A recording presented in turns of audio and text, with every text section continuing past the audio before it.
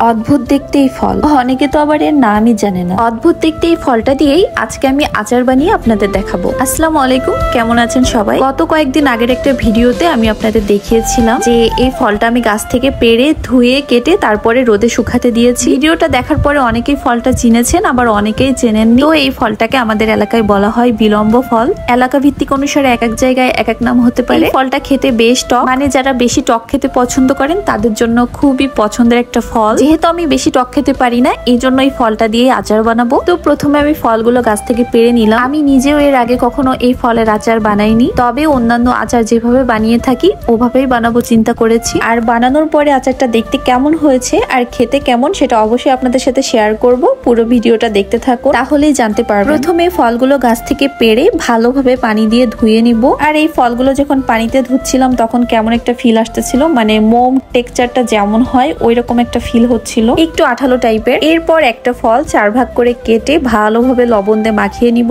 এখন এই লবণ মাখা বিলম্ব ফলগুলোকে রোদে শুকাতে দিতে হবে। এই ফলটাতে পানির পরিমাণ বেশি, এই জন্য প্রপারলি শুকাতে আমার প্রায় 2 দিন লেগে গিয়েছে। আমি ভেবেছিলাম হয়তো এক রোদেই শুকিয়ে যাবে, মানে একদিনেই শুকিয়ে যাবে, কিন্তু না, এটা শুকাতে আমার প্রায় 2 দিন লেগে গিয়েছে। আমার কাছে মনে হয়েছে এই ফলটা যদি ভালোভাবে না শুকায় তাহলে হয়তো আচারটা খেতে ভালো লাগবে না, তবে শুকানোর পরে এই ফলটা খেতে বেশি মজা লাগছিল। এরপর চলে গেলাম চুলার পারে আচার বানানোর জন্য। পরিমাণ মতো সরিষার তেল দিয়ে নিলাম। তেলটা হালকা গরম হলেই এর মধ্যে দিয়ে দিব স্বাদ মতো চিনি। এবার চিনিটা ভালোভাবে নাড়তে হবে। নাড়তে নাড়তে এক পর্যায়ে চিনিটা গলে তেলের সাথে খুব ভালোভাবে মিক্সড হয়ে যাবে। এরপর কিছুটা পরিমাণ পানি দিয়ে নিব। যখন বিলম্ব ফলগুলো গাছ থেকে পেড়েছিলাম তখন অনেক মনে হচ্ছিল, কিন্তু শুকানোর পরে খুবই সামান্য হয়ে গিয়েছে, মানে কোনো আইডিয়া না থাকলে যা হয় আর কি। এরপর পরিমাণ মতো লবণ দিয়ে বেশ কিছু সময় ধরে শিরাটা জাল দিতে হবে। আর এই আচারটা বানাতে আমি কোনো প্রকার আদা রসুন ব্যবহার করিনি। অনেকে হয়তো অন্যভাবেই বানান, কিন্তু এই আচারটা আমি আমার একদমই মন মতো বানাচ্ছি। শিরাটা কিছুটা ঘন হয়ে গেলে তারপরে এর মধ্যে শুকনা বিলম্ব ফলগুলো দিয়ে দিব।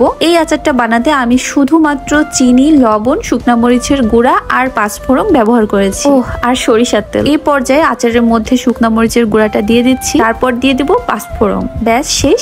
এবার খুব অল্প জালে এটা অনেক সময় ধরে চুলার উপর রেখে দিব যাতে পানিটা প্রপারলি টেনে নেয়। এরপর 2-1 দিন টানা রোদে দেওয়ার পরে এটাই হচ্ছে আমার আচারের ফাইনাল লুক। কালার দেখেই কিন্তু বুঝতে পারছেন যে কতটা পরিমাণ মজা হয়েছে। ট্রাস্ট মি, এই ফলের আচারটা খেতে বেস্ট। আমি যেমনটা ভেবেছিলাম তার থেকেও বেশি মজা খেতে। আপনারাও চাইলে বাসায় ট্রাই করে দেখতে পারেন। আচ্ছা, আচার খেতে খেতেই আজ বিদায় নিচ্ছি। দেখা হচ্ছে নেক্সট ভিডিওতে। ততক্ষণ সবাই ভালো থাকবেন, সুস্থ থাকবেন। আল্লাহ হাফেজ।